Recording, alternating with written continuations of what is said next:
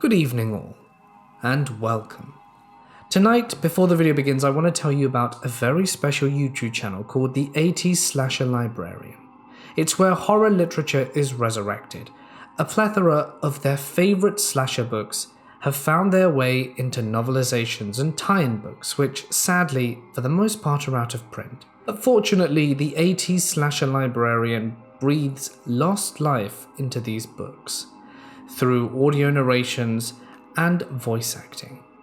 So it's probably an amazing place if you guys like slasher films or books.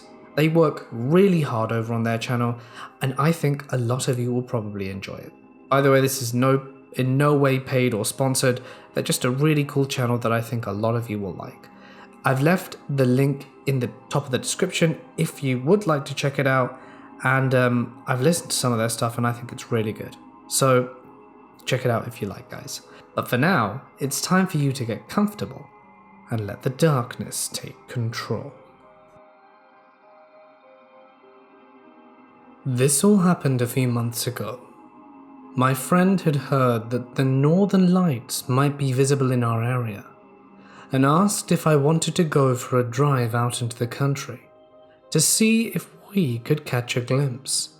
So we headed out after dark and drove for a while, putting the city behind us and winding out into the countryside, all while scanning the skies and just searching for a good vantage point where the stars and the lights might be visible. But several hours passed, and with nothing to show for our efforts, we started to give up on seeing the lights altogether. As we discussed what to do next at that point, my friend noticed that we were closer to her hometown and reminded me that she had been wanting to visit the local cemetery to find the graves of some of her distant relatives. She had been researching her genealogy. It was a clear and warm night, and we were both pretty disappointed that we hadn't seen the lights, but both wanted to make the trip worthwhile, so we agreed to swing by the cemetery. We pulled into the dirt road adjacent to it and walked around until we found the right graves. She took some photos and we decided to just wander around for a little bit. My friend was leading the way, using the flashlight on her phone to light the path and to ensure that we didn't accidentally step on any of the graves. I had been feeling increasingly anxious since we arrived, which struck me as a bit odd. I have done several cemetery seriation projects as an archaeologist, and normally don't feel nervous in them, even at night. In fact, I usually find them quite peaceful and calming. But I really felt strange in that particular graveyard, and found myself frequently spinning around because I felt like someone was standing behind me. I just chalked it up to general anxiety and tried not to dwell on it. One of the problems with having an anxiety disorder is that it's sometimes hard to tell when your nervousness is justified, even in retrospect. I don't know if my anxiety was just in my head, or if it was related to what would happen next. After wandering for a while, we realized it was approaching 1 AM, and that we should probably get back home. We turned back and headed towards the car. My friend's car was in sight, and she was a few yards ahead of me when it happened. I suddenly got a wave of that nervous feeling again, and thought that I heard someone running up behind me. I was starting to turn my head to look back when I felt something collide with my back. The initial impact hitting me right between my shoulder blades. There was substantial weight behind it, as if someone had actually hurled something into me. The impact was so forceful that I was thrown forwards and fell flat on my face, and as I scrambled to get back up, I felt the weight pressing into my shoulders again and was shoved back down. I then glanced up to see my friend running towards me. She had also heard someone running up to us, had heard my initial fall, and had turned around just in time to see me being pushed back down. She would later tell me that she had seen my sweatshirt flattening against my back and shifting, as if someone had been pressing their back against my shoulders. She grabbed my arm to pull me up just as the weight disappeared, and we both bolted to the car, jumping in and instinctively locking the doors. She wasted no time starting the engine, and then hastily peeled out of the driveway. As soon as we hit the main road, we just sped away from there as quickly as possible. We drove for several minutes without saying a word. I think we were both stunned and more than anything confused. She finally glanced at me and said, "What the hell just happened?" I don't quite know how to answer that. I told her that someone had shoved me to the ground, and she said, "I know. I saw. But what was that? There was nothing there." We tried to come up with a rational explanation, but none of them made any sense. Had someone ambushed me and then bolted? Definitely not. We would have seen them. Had I tripped? No, I had definitely felt something pushing me, and my friend had seen me being shoved back down. Had it been the wind? Not possible. There hadn't been so much as a breeze that night, and if there had been some freak gust of wind, it would have hit my friend too. Perhaps an animal had attacked me, but that didn't seem possible either. There were no local large animals big enough or strong enough and stealthy enough to topple a fully grown human without being seen. I had been in full view of my friend, illuminated by her flashlight during the second fall, and the weight had remained at my shoulders even as she was coming right up to me. She should have been able to see whatever had been pushing me. If nothing else, an animal would have cast visible shadows beneath the glare of her flashlight. But there was nothing. We couldn't explain it. Whatever had pushed me twice, it had not been visible to us. As the adrenaline faded, I noticed something else. My back hurt, right between my shoulder blades, right where I had felt the impact. I could feel a sort of stinging, prickly sensation. It just felt like my back, despite being covered by my sweatshirt, had somehow been brushed with stinging nettles. I mentioned this to my friend, and she insisted on pulling over the side of the road to look at my back. She switched the hood light on in the car and pulled the collar of my hoodie down to look. I heard her murmur, "What the hell?" She took a photo of my back and showed it to me. The skin between my shoulder blades was reddened, and several little blisters had started to appear. In the days that followed, the blisters would later swell up and pop. It was as if I had somehow gotten a sunburn or a bad chemical burn. There weren't any scratches or cuts. There were no opened wounds, no blood. It was a relatively subtle mark, but it was clearly there, and it baffled us. We certainly could not figure out how I'd been burned. I hadn't rubbed against anything. I couldn't have touched anything with my back. I was wearing a hoodie all night, and there were no tears or marks on the fabric. And the burn hurt. It continued to sting for several days. I couldn't sleep that night. My back hurt, and every time I started to drift off, I'd suddenly begin to fear that someone was standing over my shoulder, and I would startle awake. I couldn't really understand what had happened at the cemetery, but it truly rattled me. I don't know where exactly I stand on the issue of paranormal phenomena. To be honest, as an anthropologist, I'm trained to keep an open mind, but I still have to rely on a deeply academic and often empirical perspective. Still, I know that something truly bizarre and frightening happened that night, and my inability to explain it, to account for every strange little detail, has been deeply disturbing.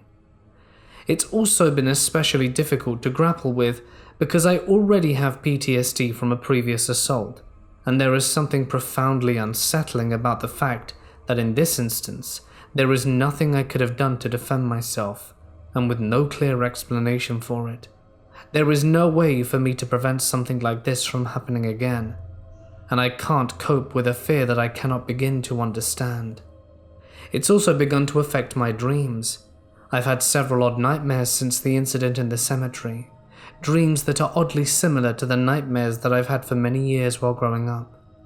I don't know where they came from, but for as long as I can remember, I've had dreams in which a creature is attempting to lure me one way or another, and in the dreams I usually understand this creature to be a demon. Put simply, sometimes evil, something dangerous, like the entity in the graveyard, is difficult to understand. These dreams have become suddenly relevant again, as I seem to have them nearly every time I fall asleep these days. Sometimes the menacing creature in my dreams takes the form of an old hag. In a dream I had when I was 13, I was wandering through a forest. I came across a little cottage with this old woman wandering by the porch. She beckoned me inside and I accosted. We spent some time casually talking and baking, but I felt uneasy around her and got the sense that she wanted something from me. We stayed only in the kitchen through the dream, but I recall glancing at the doorway to other rooms and seeing nothing but shadowy edges. I thought that perhaps I should try and leave, but can't remember how to find my way out. At one point, as we sat on the kitchen table, I glanced out the window and noticed a group of people standing in the yard, calling out to the old woman. I asked who they were and she told me, "They want me to take them in, but I don't want them, I want you." In other dreams, it had been a more sinister appearance, but I always recognized it as the same creature. I sometimes have dreams where it's sitting in the dark next to the bedside table, whispering to me.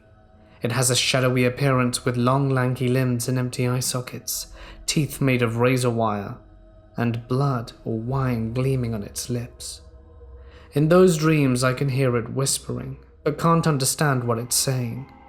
Sometimes I have the dreams of it sitting in the chair in the corner of my room, eating rotten apple. I have long suspected this creature is some manifestation of my deepest and most troubling fears. I know these are just dreams, but I mention it because those dreams had subsided in my early 20s. But the incident at the cemetery rattled me so much they've returned. It seems to have shaken my understanding of the world around me, opening the floodgates to my own inner demons. In these new dreams, that creature is standing upright behind me in the cemetery. Time seems to be slowing down, and I can sense my friend frozen ahead of me as the creature is whispering at my back. I don't really know why my mind is conflating that dream creature with my encounter in the cemetery, but then fear has increasingly kept me up at night. I have no idea what happened. My friend believes it was a ghost, but I just don't know. I really don't know what to think. My father, my brother, and I have always been believers in the paranormal, and throughout our lives we've all had our own experiences. One of our favourite bonding activities when we got bored was to go out to one of the local graveyards and hunt ghosts. We always carried an EMF meter, a decent camera, a big honking railroad lantern from my dad's days in Union Pacific, and a phone with an audio recording app. One night, I had a friend visiting from Pennsylvania, and we decided to go a-hunting. We had come up empty-handed the first few minutes, although our flashlight and our camera seemed to be losing power quite fast. Then a pack of coyotes, probably at least half a mile away, got riled up and started howling. This was not uncommon since we lived in rural Nebraska, but my friend is a very high-strung guy and lives in Pennsylvania Metro, so the coyotes gave him the creepy crawlies. Suddenly, something that was clearly not a coyote let out a massive cry. I'm not a zoologist, but it sounded far too low to be a wolf howl, and far too loud and primal to be someone's sheepdog. I turn to my friend with a big grin and say, "That sounds bigger than a coyote." This is the last straw for him, and so me and my brother walk him back to our truck while my dad is off in the other end of the cemetery. My brother and I start walking back to where my dad is, and when he comes sprinting through the headstones panting, he said he was walking along when he suddenly saw a bright light like a camera flash. He brought his camera up and said, "Are you kidding me?" and snapped a shot. My first and immediate thought was cigarette smoke, but my dad had quit smoking only a few weeks ago. Our grandpa had passed from lung cancer when we were young, and my dad and my brother had both been in tears when we begged him to stop smoking. My brother had kept tabs to make sure he didn't relapse.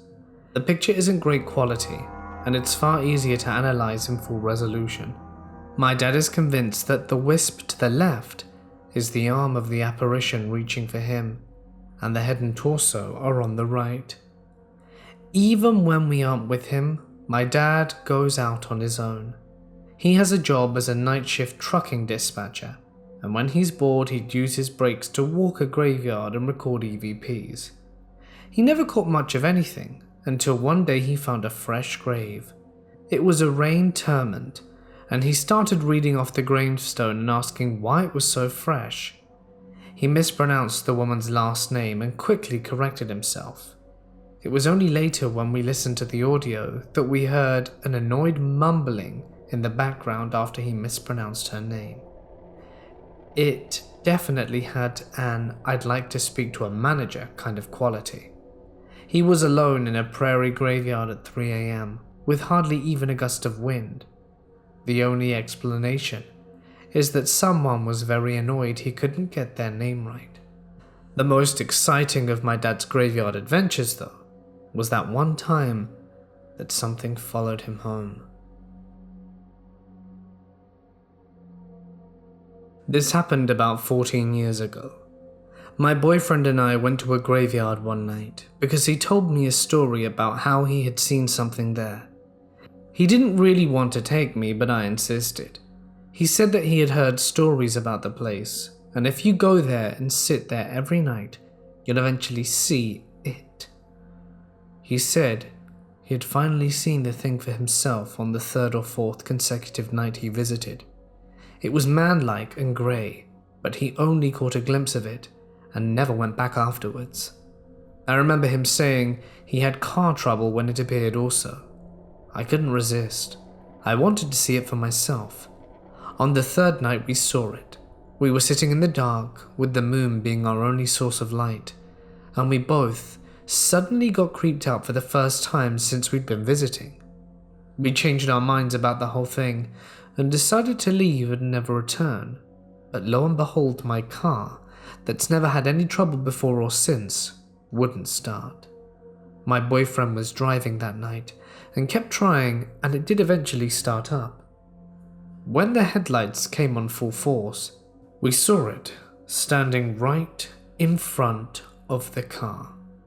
It was about 7 feet tall and it was grey.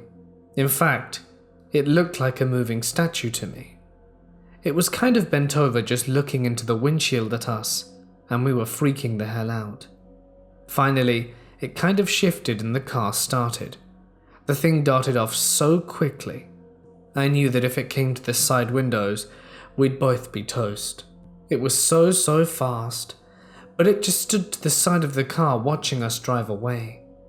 The cemetery was laid out, where the gravel road went around the whole graveyard in a circle, and looped back around so that the entrance is also the exit. We were spinning tires and slinging gravel the whole way around, but when we passed the place where the thing was, it hadn't moved. It had been standing there watching us go around the circle and let us leave. But it was looking directly at me, and I couldn't really make out any features as it was dark, but I was overcome with the most severe depression I've ever felt in my life in that moment when I was looking back. It was like everyone and everything I cared about in my whole life was burned right before my eyes. The pain and hurt was almost tangible, and it took my breath away in that moment. That night, when I was home and finally able to sleep somehow, I had a dream that the thing was calling me from that graveyard, begging me to return. It was harmless and miserable, stuck in that old cemetery forever, and was alone. When I woke up, I was determined to go back and find the creature. But before I could even tell my boyfriend, I got a call from him and 2 of his best buddies. All 3 of them had nightmares where the thing had brutally ended their lives and mutilated me. The two girls who called me didn't know anything about the graveyard incident the night before. It was also so late when I got back home I didn't tell anyone, I just went to bed. My boyfriend dreamt I had gone back to that place because I felt for it, so he drove me out there, and when we got there he found the thing ripping me apart. For a long time I had dreams about it saying, "I won't hurt you, I'm suffering." And for a while I had to fight the urge to go back, even after 3 people told me about their nightmares. The pull isn't strong anymore. I guess it faded with time, and kids and adulting. But I do think about it often, and do kind of get a little itch just to drive through, and I don't know. It would be dumb as hell, but there's always been a little nagging voice that whispers about the thing we saw that night. It had a masculine physique but no genitalia, and its eyes were completely black. No iris, no pupil or anything, just black inky nothingness. I've been searching all these years, but the only pictures I've ever seen that look remotely like it are wendigos, but not the ones with fur or antlers, just a greyish humanoid thing. The best way I could describe it, I suppose, would be more like a statue. Does anyone have any idea what this could be? It's bugged me for nearly 2 decades, and any suggestion would be appreciated. When I was a little kid, around 1st or 2nd grader, usually my mother picked us up at school and brought me to her office. In the afternoon she played tennis. Coincidentally, on the opposite side of the tennis courts there was a big cemetery. At this day, among any other day, there were burials in progress, and the weather was a little bit cloudy, so you could see orangey sunbeams piercing through the clouds. When I look at the sunbeams, I saw a shadow, a figure of a man floating in the middle of it. The shadow figure was lifted to the clouds via the sunbeam, and not only one, but there were 2. Then I shrugged it off, picked the tennis balls up, and prepared to go home with my mother. On our way back, we had to pass through the way where the cemetery was located, and I asked, "How many people died today, Mum?" "I don't know for sure, maybe 2. There are 2 hearses parked over there," my mum said, while pointing at them. "When people die, do they go to the sky?" I asked curiously. "Yes, my dear, they go to the heavens," my mum replied. And ever since then I always try to look up at the sunbeams whenever there's a burial in cemetery areas, but to no avail. I can't see any of the shadowy figures anymore. A couple of years ago on Christmas Day, my mum, paternal grandmother and I paid a visit to my dad's grave. It had been roughly a year and all 3 of us were missing him horribly. We parked the car, walked to his grave and stood there in silence. As I stood there with my head bowed, I silently said to myself, "Dad, I miss you. Show me that you're still here and watching over me." Not immediately after, but perhaps 30 seconds after having said that, a strong gust of wind blew, strange for an otherwise calm sunny day. A small cyclone of leaves formed around a few feet behind where we were standing and made a straight path to the car that was parked about 40 yards away. As soon as it reached the car, it was gone. We didn't think much of it. But we said our goodbyes and walked back to the car. What we found will always stay with me. By my door, a penny dated 1998. By my mum's door, a penny from 1980. And my grandmother's 1958. The significance behind these dates? 1998 was the year he passed, and I was the last one to hug him that night before he went to work. 1980 was the year him and my mother got married, and 1958, that was the year he was born. Me and my boyfriend used to love going to the graveyard at night, to hang out and drink. We know this probably isn't the best or most respectful reason to go, but as teenagers, we didn't have a lot of options regarding places we could do these things under our parents' roofs. We lived out in the middle of nowhere, and there was hardly anywhere decent other than our car, which got boring pretty quickly. So we're at this graveyard that we frequent a lot. It hardly ever has anyone there and there's no security, so we're just chilling towards the back. It's sort of in an L shape, and there's a decent fence and some hedges that blocks us nearly completely from view. We're just there having a laugh. He lights up a cigarette and we're talking about some mundane stuff that he saw on the TV. When out of nowhere, his face contorts in a confused stare and says, "Look behind you."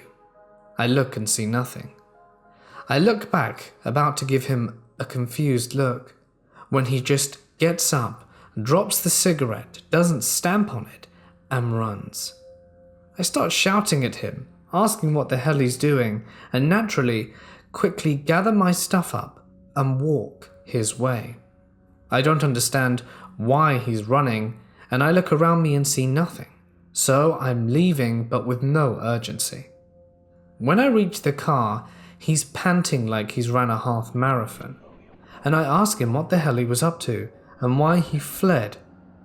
He looks at me dead in the eyes, and after a few seconds of composing himself, says, "There was someone behind you." I look at him. "No, there wasn't. I was right there. There was no one behind me." He pauses for a second and goes, "She was right behind you.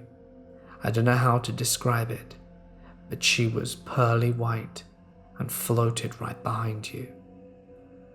That was all he could say, that she floated behind me. We cut the night short. He dropped me home, and we spoke of it no more. I still wish I knew what it was he saw. I wish I'd have turned around at that moment. But the fact that I didn't see it makes me doubt it. We weren't smoking anything illegal, if that's what you're thinking. It was just a little bit of booze, and not even that much, just a little bit buzzed. So, I guess I'll never know, but it does make me curious, and I would like to see a phantom one day to experience something like this for myself.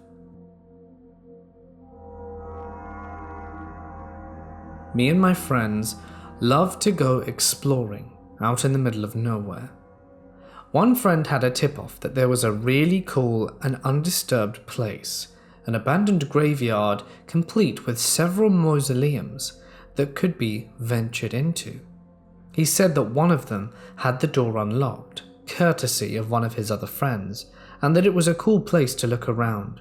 Really big, and obviously the people who perished here had lots of money, which is uncommon in this part of where we live. So one evening we made our trip out. It had to be night, you see. We brought with us several decent flashlights and a couple of beers just to keep the buzz coming along. We were walking around, chatting and chilling, and we got to this creepy gate. It was unlocked, and we made our way in. We made sure to be respectful in the graveyard, but really wanted to see the mausoleum. When we were getting there, one of my friends, John, was walking around behind the mausoleum. We paid him no mind. He's old enough to look after himself, and we were sure he'd be okay. I was looking inside. The detailing inside this crypt was incredible. This person must have been really loved, I thought. This was the kind of stuff I was thinking when, rather quickly and unexpectedly, do we hear a cry. We run out from the mausoleum, and it seems that John has fallen into a grave. I didn't even know that could happen. Turns out this graveyard was really old. What happened exactly is that he was walking and he felt someone pull him, and at that moment he fell straight onto the ground. But the ground immediately gave way and he fell. We were worried he might get tetanus or something, but there was nothing wrong with him. He didn't cut himself on any of the wood. We're pretty sure that the old coffin had pretty much been destroyed by termites, and he'd fallen almost through it. It was a creepy experience, no doubt. In truth, if he hadn't fallen on his hands, he probably would have gone further down, but it was unsettling nonetheless. He never came back with us. When we returned, to explore again. I've been a night shift worker for over 20 years. I've worked various locations up and down the country, but one that I'll never forget was a private cemetery. These were people who were old money, had more than enough for someone to protect their house, their gardens, and of course the private cemetery at the back of their property. There was a little guardhouse located near an access road, which was on private property anyway, and I was stationed in this tiny little cubicle and just to walk around the cemetery every hour to make sure there was nothing funny going on. So this is what I did for about 2 years. I'd set my alarm, walk out every 2 hours with my flashlight, walk the same small route which lasted no more than 2.5 minutes, and sit my butt down and do whatever it was I was doing at the time. Back then, I usually just listened to the radio, read some magazines, and anything that would help pass the time. By the time the sun came up, someone else would come and take over, and look after the cemetery as well. And I believe a gardener would come once a week to make sure it was nice and maintained. This was a family cemetery, of course. The graves were quite spread out, and I think there was nearly 200 years of family members buried on this same small patch of grass. Apparently, it was their aspirations to all be buried in the same area as a family, which is nice in a way. Really impressive tombstones that were always well maintained, made of the top materials, with gold leaf and everything. Pictures on the freshest of graves, really beautiful stuff. By all accounts, a truly lovely graveyard. It's a shame it's private, as I'm sure there are some people out there who would love to see it. In any case, beautiful graveyards isn't what this story is about. You see, when I worked nights, there was one time that something happened that really made me question whether I wanted to keep working there. Spoilers, I quit shortly after. The night in question was about 8 years ago. I was on my phone scrolling through Facebook probably, and just waiting for my shift to end. It must have been about 4 a.m.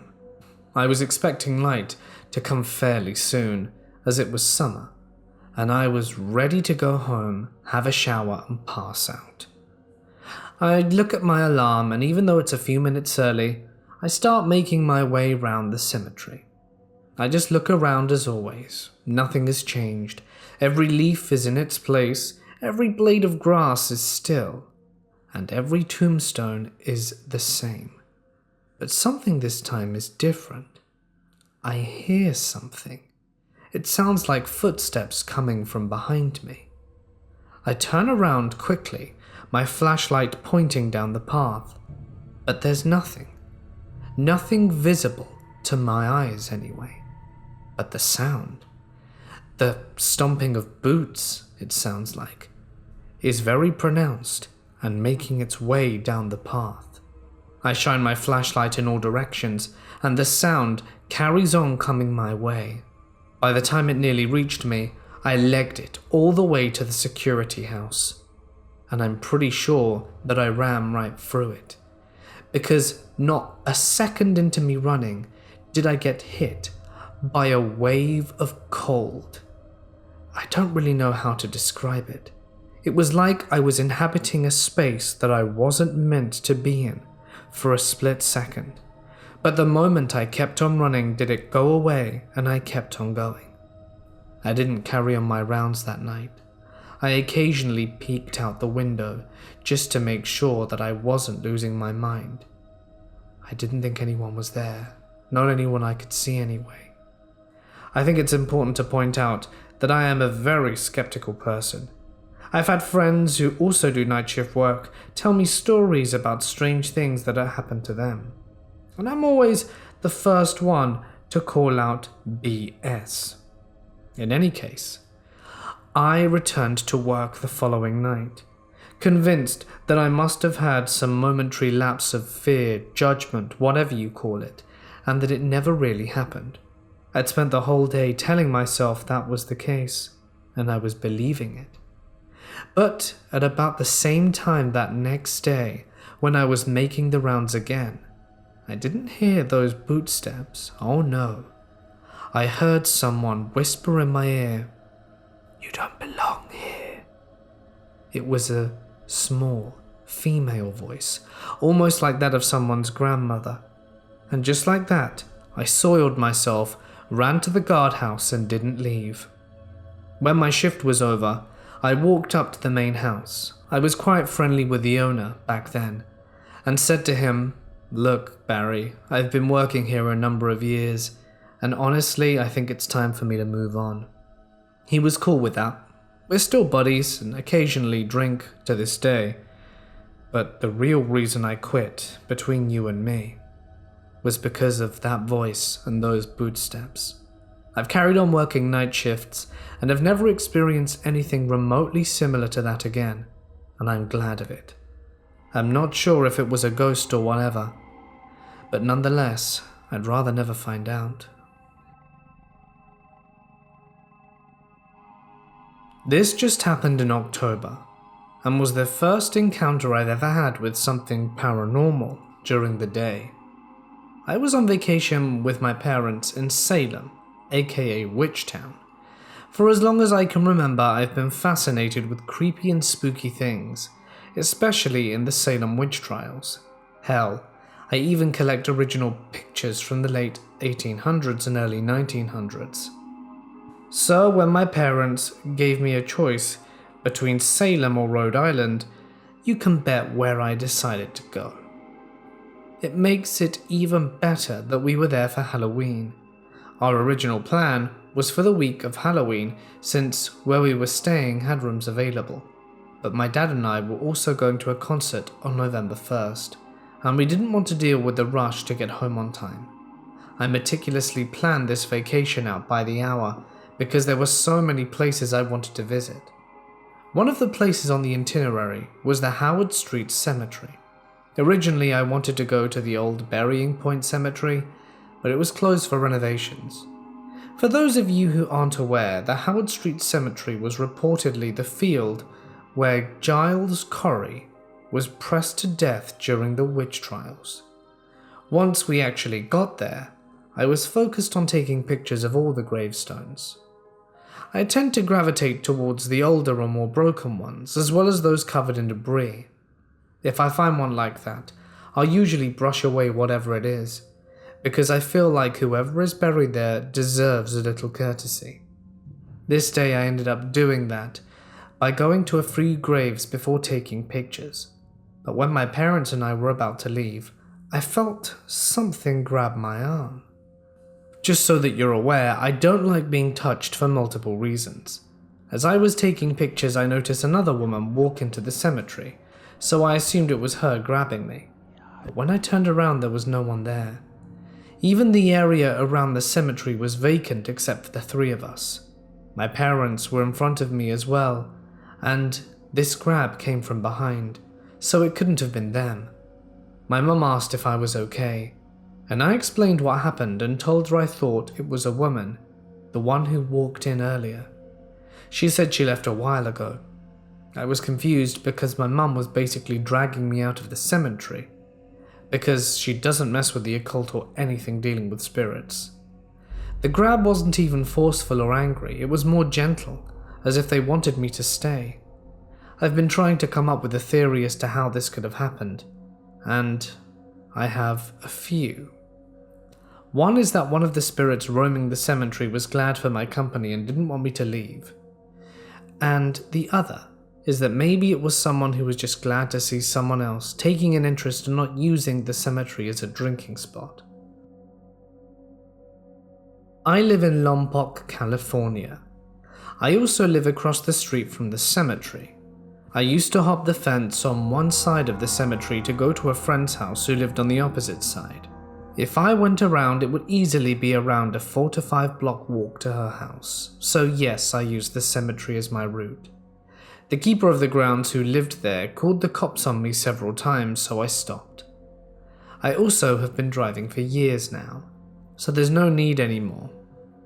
Anyway, on one of my walks over to my friend's, I notice a treehouse has been in the cemetery off to the side. It was in a trench in a deep wooded area. There's been a few nights when I've gone out and hung out inside of this treehouse with a few friends over the years.